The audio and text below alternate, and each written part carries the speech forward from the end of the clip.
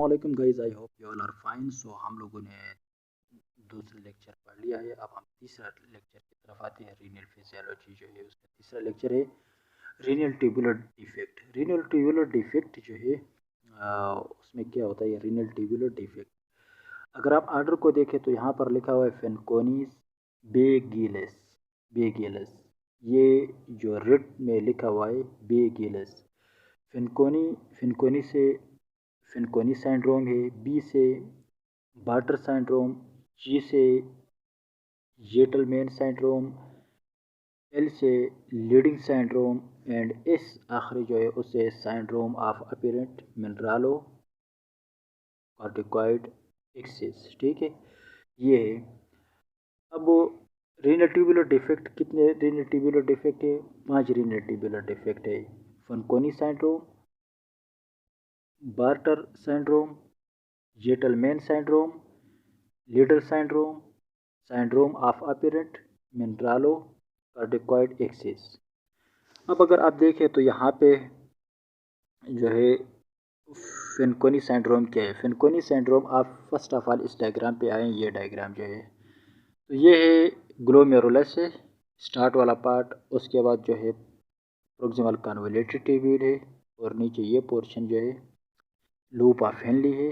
ये loop of Henley, thin loop of Henley and thick loop of Henley. ठीक है, ये वाला पार्ट। और उसके बाद जो है distal convoluted tubule and last collecting duct है।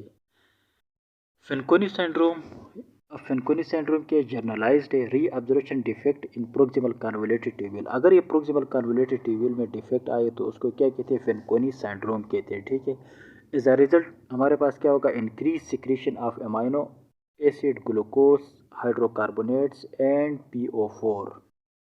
इनकी सिक्रीशन क्या होगी? ज़्यादा होगी जब भी डिफेक्ट आएगा। किधर डिफेक्ट आएगा? प्रोक्सिमल कन्वोल्यूटेड ट्यूब्यूल में। और डिफेक्ट जो होगा उसको हम क्या कहते हैं? फेनकोनी सिंड्रोम कहते हैं। ठीक है, ये आप लोगों ने याद रखना है। And are substance reabsorb by the proximal convoluted tubule. और प्रोक्सिमल कन्वोल्यूटेड ट्यूब्यूल में रीअब्जॉर्प्शन होती है। इफेक्ट की तरफ आते हैं। यहाँ पे ये वाला, यहाँ पे जो है सॉरी इफेक्ट ये वाला मेटाबॉलिक एसिडोसिस होती है। प्रोक्सिमल आर टी ए कहते हैं रीनल ट्यूबुलर एसिडोसिस। हाइपोफास्फेटीमिया हो जाती है एंड हाइपोफास्फेटीमिया एंड हाइपोकैलेमिया। हाइपोफास्फेटीमिया इसमें से होगी जब फास्फेट जो है PO4 जो है जब यूरिन से निकल जाएगा तो वो एज अ रिज़ल्ट हमारे पास क्या होता है? हाइपोफास्फेटीमिया, फास्फेट कम होगा। ठीक है, जो कि बोन मेरो की फॉर्मेशन में फास्फेट काम आता है। ठीक है, आगे हम पढ़ेंगे। अब हाइपोकैलेमिया जो है जब पोटाशियम जो है उसकी सिक्रेशन ज़्यादा होगी तो फिर क्या होगा? हाइपोकैलेमिया होगा। ठीक है, अब काजिज़ की तरफ आएँ। अगर काजिज़ देखें, hereditary defect, example Wilson disease, tyrosinemia, glycogen storage disease वगैरह, ये क्या है? हेरिडेटरी डिफेक्ट है। और जो इसके काजेज़ हैं इस्कीमिया, मल्टीपल माइलोमा, ड्रग वगैरह। मल्टीपल माइलोमा ये कैंसर के टाइप है। ठीक है, कैंसर। एग्जांपल ड्रग में कौन से आते हैं? Example ifosfamide, cisplatin, tenofovir, lead poison. ये ड्रग्स, ये इनकी वजह से क्या होती है? फेनकोनी सिंड्रोम हो जाता है। प्रोक्सिमल कन्वोल्यूटेड ट्यूब्यूल में डिफेक्ट आती है, एज अ रिजल्ट उसको फेनकोनी सिंड्रोम कहते हैं। उसमें ऑब्जर्वेशन जो है उसकी डिफेक्शन होती है, रीअब्जॉर्प्शन। ठीक है, डिफेक्ट होती है। नोट, यहाँ पे क्या होता है? जब ग्रोथ रिटार्डेशन होती है, जाहिर सी बात है जब फास्फोरस जो है वो यूरिन में निकल जाएगा तो एज अ रिजल्ट जो है फॉस्फेटिमिया हो जाएगा, तो ग्रोथ की रिटार्डेशन होगी एंड रिकेट्स आर ऑस्टियोपेनिया, और बोन जो है वीक होना शुरू होते हैं। Common due to hypophosphatemia, volume depletion also common, right. अब दूसरे टॉपिक की तरफ आते हैं। अगर आप देखें यहाँ पर है बार्टर सिंड्रोम। बार्टर सिंड्रोम किसे कहते हैं? जब Bartter syndrome reabsorption defect in thick ascending loop of Henle. Thick ascending loop of Henle में रीअब्जॉर्प्शन जब डिफेक्ट होगी उसको हम क्या कहते हैं? Bartter syndrome. इफेक्ट सोडियम और पोटाशियम और क्लोराइड आयन को ट्रांसपोर्टर। सो इफेक्ट क्या होता है? Metabolic alkalosis, hypokalemia, hypercalciuria. तो इस यहाँ पे भी हाइपर कलीमिया होगा और ऊपर भी हाइपर कलीमिया होगा, ठीक है। बार्टर सिंड्रोम की काजेज ऑटोसोमल रिसेसिव है, और इस यहाँ पे आप लोग क्या नोट करेंगे, present similarly to chronic loop diuretic use.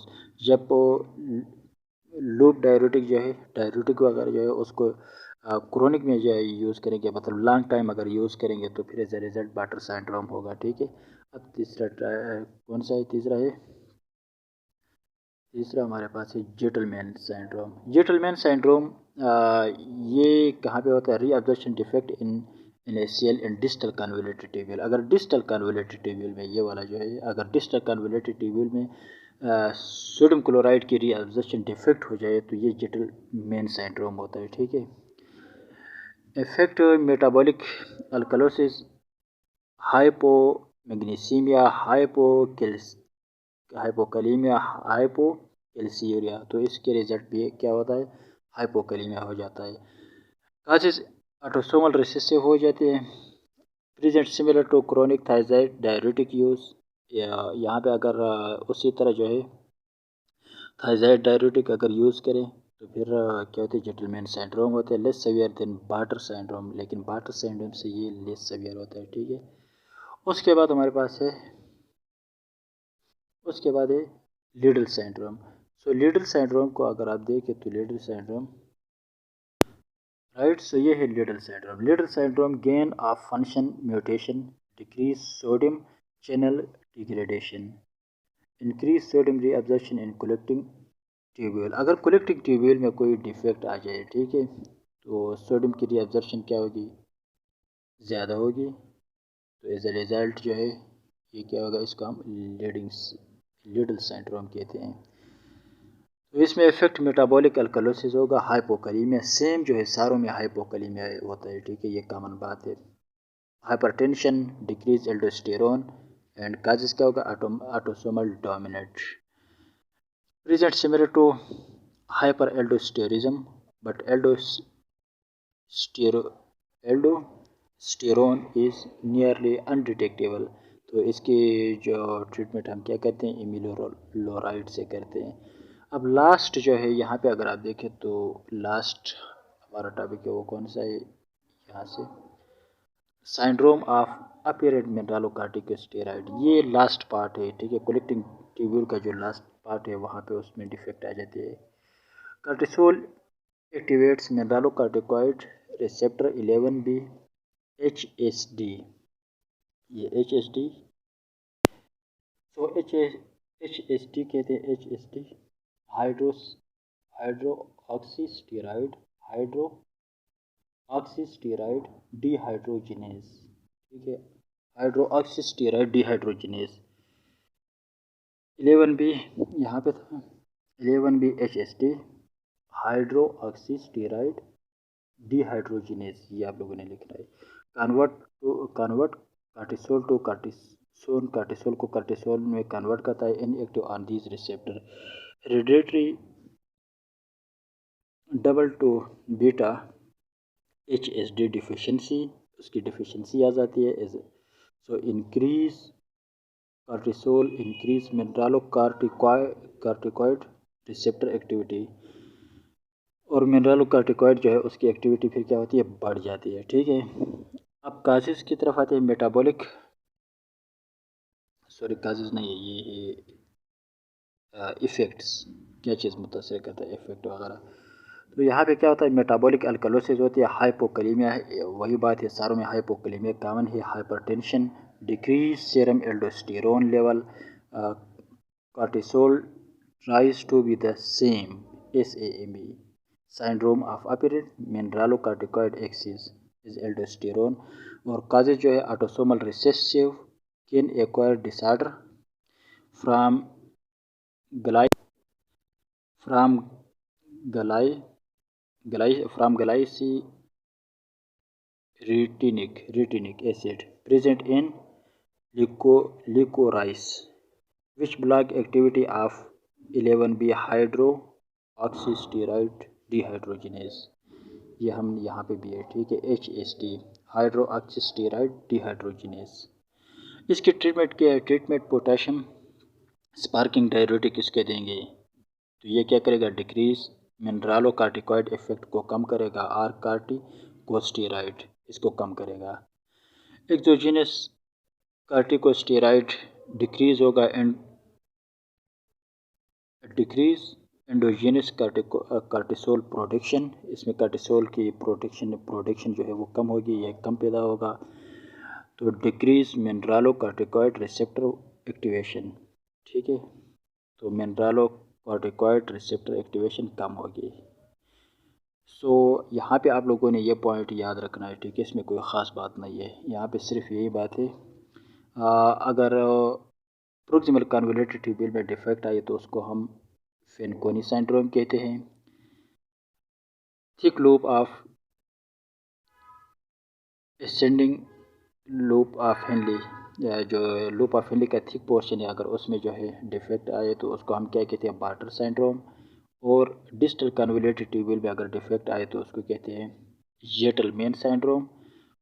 और last collecting duct collecting tubule में अगर डिफेक्ट आए उसको लेडल सिंड्रोम।